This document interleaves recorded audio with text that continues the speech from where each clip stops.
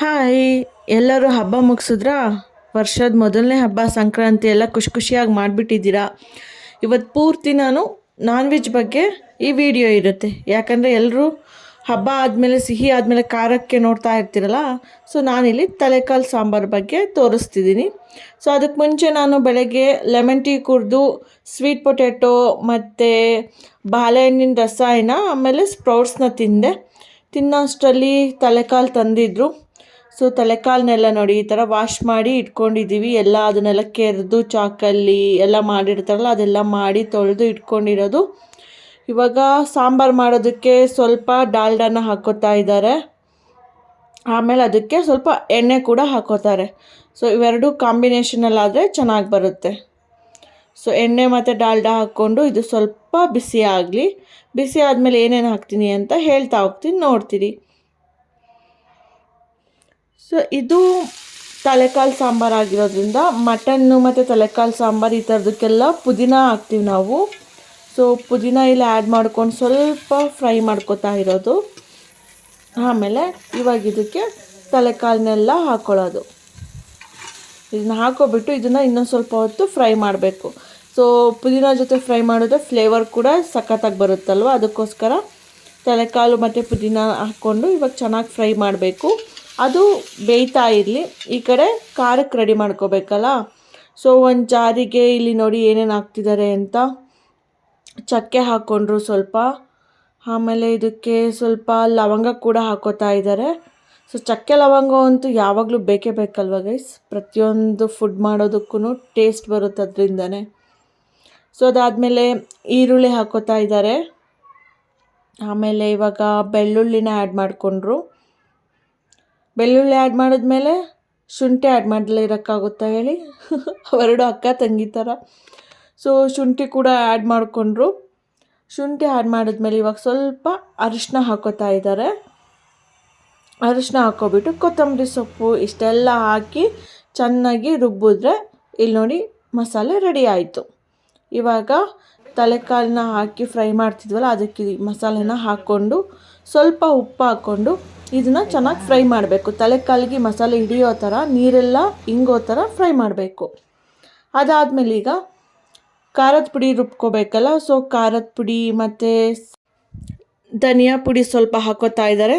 ಇದು non veg ಅಲ್ವಾ, so sambar ಪುಡಿ ಎಲ್ಲ ಯೂಸ್ ಮಾಡೋದಿಲ್ಲ ನಮ್ಮ ಮನೆಯಲ್ಲಿ ನಾನ್ ವೆಜ್ಗೆ. ಸೊ ಧನಿಯಾ ಪುಡಿ ಹಾಕ್ಕೊಂಡು ಖಾರನೆಲ್ಲ ರುಬ್ಕೊಂಡು ಇದಕ್ಕೆ ಹಾಕಾಯಿತು ತಲೆಕಾಲಿಗೆ. ಅದೆಲ್ಲ ಫ್ರೈ ಆಗಿತ್ತಲ್ಲ, ಸೊ ಇವಾಗ ಖಾರನ ಹಾಕ್ಕೊಂಡಾಯಿತು. ಇವಾಗ ಖಾರ ಹಾಕ್ಕೊಂಡ್ಮೇಲೆ ಇದಕ್ಕಿವಾಗ ಸ್ವಲ್ಪ ಫ್ಯಾಟ್ನ ತೊಗೊಬಂದಿದ್ವಿ. ಸೊ ಫ್ಯಾಟ್ ಹಾಕಿದ್ರೆ ಇನ್ನೂ ಚೆನ್ನಾಗಿರುತ್ತಂತೆ ತಲೆಕಾಲು ಸಾರು. ಸೊ ಯಾವಾಗಲೂ ನಮ್ಮನೇಲಿ ಫ್ಯಾಟ್ ಆ್ಯಡ್ ಮಾಡ್ತೀವಿ. ಸೊ ಫ್ಯಾಟ್ ಹಾಕಿದ್ಮೇಲೆ ಇವಾಗ ಕಾಯಿ ರುಬ್ಕೋಬೇಕಲ್ಲ, ಅದಕ್ಕೆ ನೆಕ್ಸ್ಟು ಕಾಯಿ, ಗಸಗಸೆ ಮತ್ತು ಏಲಕ್ಕಿ ಇಷ್ಟನ್ನು ರುಬ್ಕೊಂಡಾಯಿತು. ಸೊ ಈ ಕಡೆ ನೋಡಿ ತಲೆಕಾಲು ಖಾರ ಎಲ್ಲ ಹಾಕಿ ವಿಷಲ್ ಹಾಕೋಕ್ಕಿಟ್ಟಿದ್ವಲ್ಲ, ನೋಡಿ ಎಷ್ಟು ಚೆನ್ನಾಗಿ ಆಗಿದೆ ಅಂತ. ಸೊ ಚೆನ್ನಾಗಿ ಬೆಂದಿದೆ ನೋಡಿದ್ವಿ.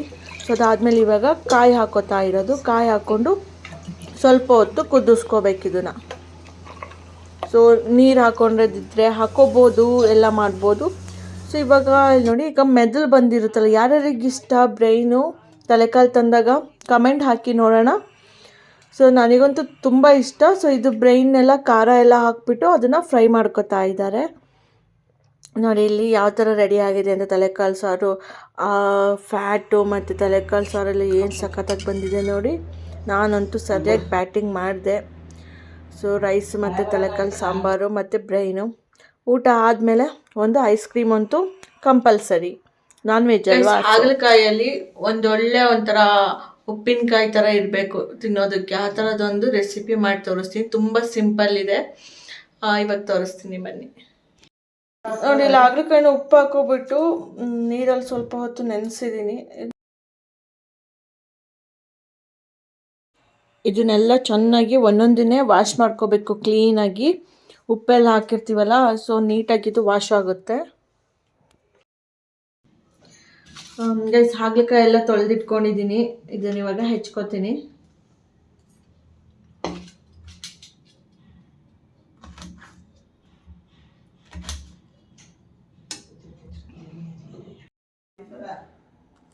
ಇರಿ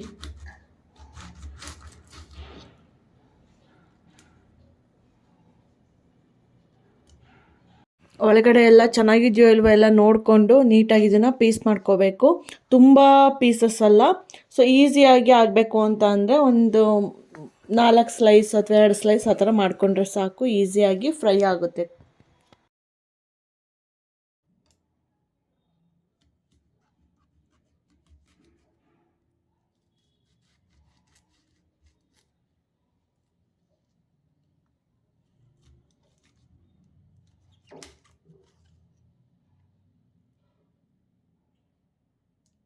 ಚಾಪಿಂಗ್ ಬೋರ್ಡೆಲ್ಲ ಜಾಸ್ತಿ ಯಾವಾಗಲೂ ಯೂಸ್ ಮಾಡೋದಿಲ್ಲ. ಸೊ ಶೆಲ್ಫ್ ಮೇಲೆ ಈಸಿಯಾಗಿ ಕ್ಲೀನ್ ಮಾಡ್ಕೊಬಿಟ್ಟು ಈಸಿಯಾಗಿ ಇದನ್ನ ಹೆಚ್ಕೋಬೋದು ಏನೊಂದೇ ಆದರೂ. ಹಾಗಾಗಿ ಶೆಲ್ಫ್ನೇ ಜಾಸ್ತಿ ಯೂಸ್ ಮಾಡೋದು ನಾನು.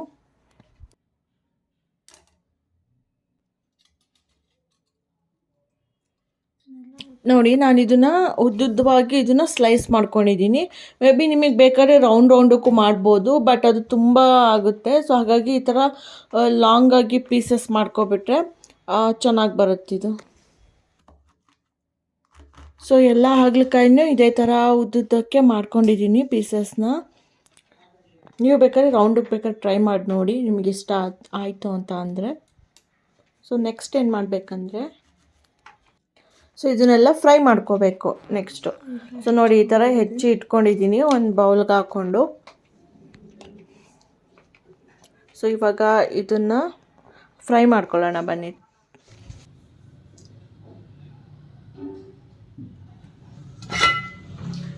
ಈಗ ಹೆಂಚಿಟ್ಕೊತಿದ್ದೀನಿ.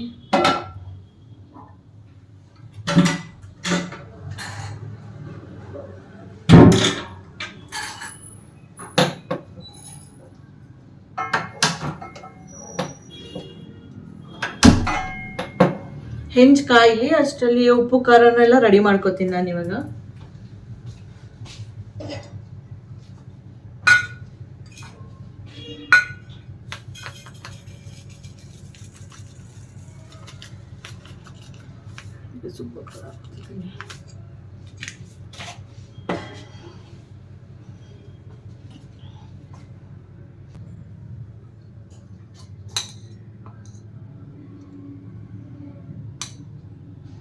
ಸ್ವಲ್ಪ ಖಾರದ ಪುಡಿ ಹಾಕೋತಿದ್ದೀನಿ.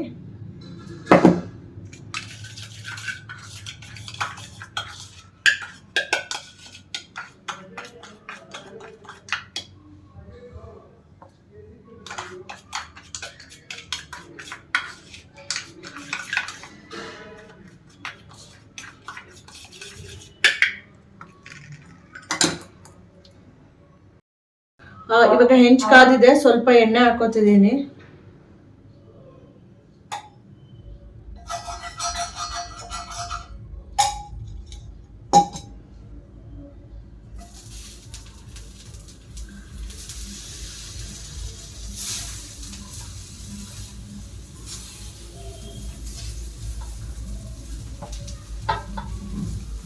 ಏನು ಗೊತ್ತಾ ಗೈಸ್, ಹಾಗಲಕಾಯಿ ಇಷ್ಟ ಇಲ್ಲ ಅಂತೆಲ್ಲ ಹೇಳ್ತಾರೆ, ಬಟ್ ಈ ಥರ ಮಾಡಿಕೊಟ್ರೆ ಒಂಥರ ಚೆನ್ನಾಗಿರುತ್ತೆ, ತಿಂತಾರೆ. ಇವನ್ ಮಕ್ಕಳು ಕೂಡ ತಿನ್ಬೋದು ಇದನ್ನ. ವಯಸ್ಸಾದವ್ರಿಗೆ ಕೂಡ ಇದು ತುಂಬ ಬೆನಿಫಿಟ್ ಇದೆ. ಸಾಂಬಾರು ಕೂಡ ಮಾಡ್ಬೋದು, ಬಟ್ ಈ ಥರ ಮಾಡಿಕೊಂಡ್ರೆ ಒಂಥರ ಇಷ್ಟ ಆಗುತ್ತೆ. ಏನೋ ಉಪ್ಪಿನಕಾಯಿ ಚಿಪ್ಸ್ ಈ ಥರ ತಿಂದಂಗೆ ಫೀಲ್ ಬರುತ್ತೆ ಇದರಲ್ಲಿ. ನೋಡಿ ಇದು ಫ್ರೈ ಆಗ್ತಾ ಇದೆ ಈಗ ಒಂದು ಸೈಡು. ಇದಕ್ಕೆ ಮತ್ತಿನ್ನ ಸ್ವಲ್ಪ ಆಯಿಲ್ ಹಾಕ್ಕೊಂಡು ಇದನ್ನು ಉಲ್ಟಾ ಮಾಡಿಬಿಟ್ಟು ಮಗ್ಚಾಕ್ಬಿಟ್ಟು ಮತ್ತೆ ಬೇಯಿಸ್ಕೋಬೇಕು ನೀಟಾಗಿ.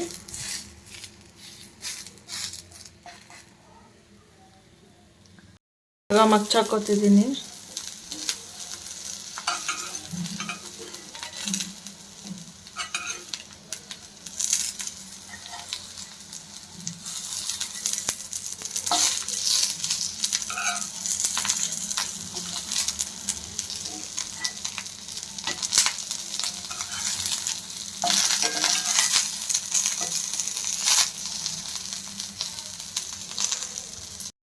ಗೈಸ್ ಇದನ್ನೆಲ್ಲ ಏನೋ ಒಂದು ವಾರ ಬೇಕಾದ್ರೂ ಇದನ್ನ ಇಟ್ಕೊಂಡು ತಿನ್ಬೋದು, ಚೆನ್ನಾಗಿರುತ್ತೆ.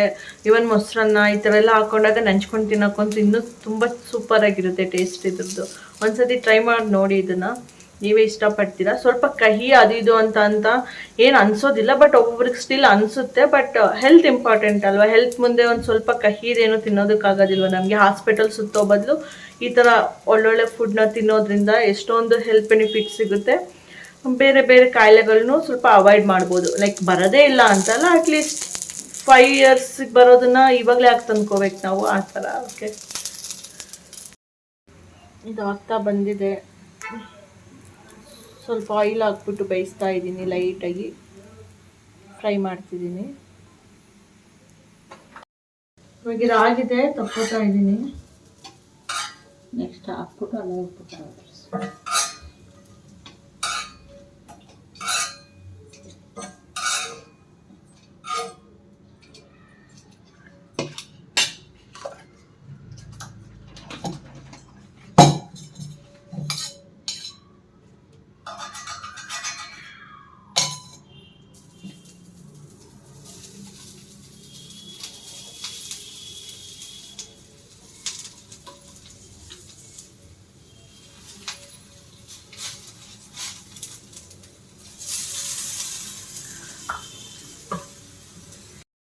ನೋಡಿ, ಇದು ರೆಡಿ ಆಗಿದೆ. ಇವಾಗ ಇದಕ್ಕೆ ಉಪ್ಪು ಖಾರನ ಹಾಕೋತೀನಿ.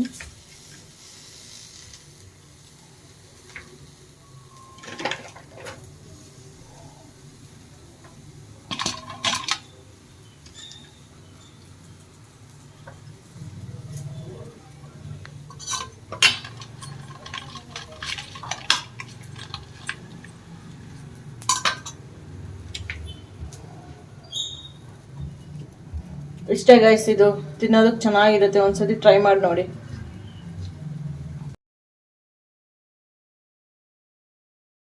ಗೈಸ್, ನಂದಿನಿ ತುಪ್ಪನ ಬೆಣ್ಣೆ ಕಾಯಿಸಿದಾಗ ಟೇಸ್ಟ್ ಬರುತ್ತಲ್ಲ ತುಪ್ಪ, ಆ ಥರ ಹೇಗೆ ಕಾಯಿಸೋದು ಅಂತ ತೋರಿಸ್ಕೊಡ್ತೀನಿ ಇವತ್ತು. ಬನ್ನಿ ಈ ವ್ಲಾಗಲ್ಲಿ.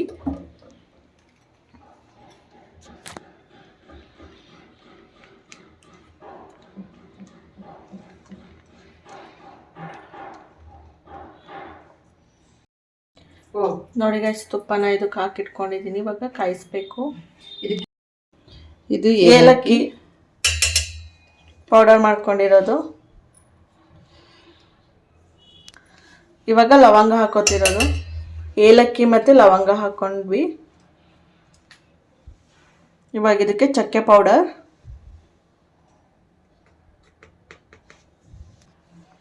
ಆಮೇಲೆ ಸ್ವಲ್ಪ ಮೆಂತ್ಯ ಪೌಡರ್ನ ಹಾಕೋತಿದ್ದೀವಿ ಇಲ್ಲಿ. ಈರುಳ್ಳಿನ ಸ್ವಲ್ಪ ಸಣ್ಣದಾಗಿ ಜಜ್ಜಿಟ್ಕೊಂಡಿರೋದು, ಆ ಈರುಳ್ಳಿನ ಕೂಡ ಇದಕ್ಕೆ ಹಾಕೋತಾ ಇದ್ದೀವಿ. ಆಮೇಲೆ ಇದಕ್ಕೆ ವೀಳ್ಯದೆಲೆ ಇರುತ್ತಲ್ಲ, ವೀಳ್ಯದೆಲೆ ಕೂಡ ಜಜ್ಜಿಬಿಟ್ಟು ಹಾಕ್ತಿರೋದು. ಆಮೇಲೆ ಬೆಳ್ಳುಳ್ಳಿ ಒಂದಿಷ್ಟು, ನೋಡಿ ಇಷ್ಟು ಬೆಳ್ಳುಳ್ಳಿ ತೊಗೊಂಡಿದ್ದೀನಿ. ಸಿಪ್ಪೆ ತೆಗಿಬಾರ್ದು, ದಪ್ಪಕ್ಕೆ ಇದನ್ನ ಜಜ್ಕೊಂಡಿರೋದು ಬೆಳ್ಳುಳ್ಳಿನ ಹಾಕೋತಾ ಇರೋದು. ಆಮೇಲೆ ಸ್ವಲ್ಪ ಅರಿಶಿನ, ತುಪ್ಪ ಕೂಡ ಅರಿಶಿನ ಇದೆ, ಬಟ್ ಇನ್ನೊಂದು ಸ್ವಲ್ಪ ಅರಿಶಿನ ಹಾಕಿದ್ರೆ ಇನ್ನೊಂದು ನೀಟಾಗಿ ಕಲರ್ ಬರುತ್ತೆ. ಈಗ ಇಷ್ಟೆಲ್ಲ ಹಾಕಾಯ್ತು. ಇವಾಗ ಇದನ್ನ ಕಾಯಿಸೋದಕ್ಕೆ ಇಡೋಣ ಬನ್ನಿ.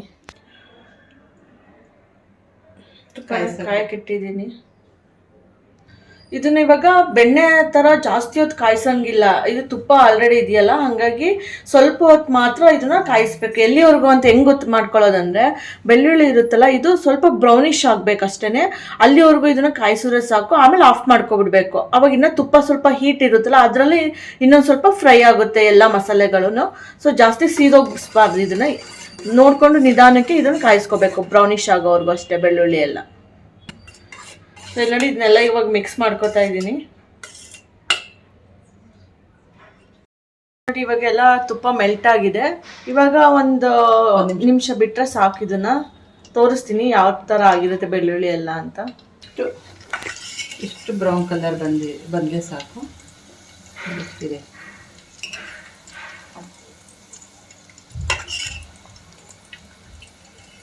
ಈಗ ಸ್ಟವ್ ಆಫ್ ಮಾಡಬೇಕು. ತುಪ್ಪ ಈಗ ಜಾಸ್ತಿ ದಿನ ಬಾಳಿಕೆ ಬರಬೇಕು, ಏನು ಹಾಳಾಗಬಾರ್ದು ಅಂದ್ರೆ ಒಂದು ಗೋಲಿಯಷ್ಟು ದಪ್ಪ ಬೆಲ್ಲ ಹಾಕಿದ್ರೆ ಸಾಕು. ಈ ಟಿಪ್ಸ್ನ ಒಂದ್ಸತಿ ಫಾಲೋ ಮಾಡಿ ನೋಡಿ. ಈಗಲೇ ಎಲ್ಲ ತಣ್ಣಗಾದ್ಮೇಲೆ ತುಪ್ಪ ಹಾಕಬೇಕು ಬೆಲ್ಲನ.